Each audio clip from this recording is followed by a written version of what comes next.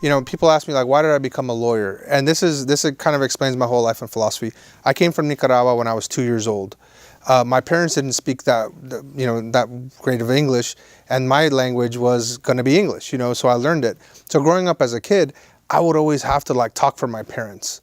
If someone was on the phone, I'd get on the phone. If we're at the grocery store, I'd get on and they were learning English gradually, but then they kind of felt embarrassed on how they spoke English at the time.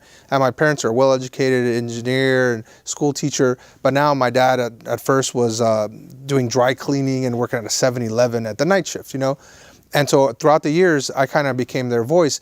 And one day I was getting frustrated with my parents. I'm like, man, I always have to call if something goes wrong, I always have to call someone. And it's getting old or whatever. And my mom's like, do you know what, Danny? You need to be our voice, because we don't have the great voice. We need to be our voice, because people think we're stupid because we don't speak great English. We're not stupid people. We just have an accent.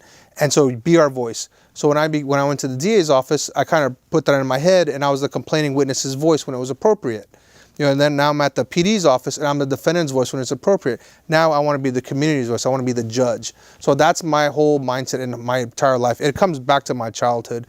I grew up on the Southwest side. I've been robbed. I've seen ag robbery. I've seen a lot of stuff, and I don't let the community change me that way.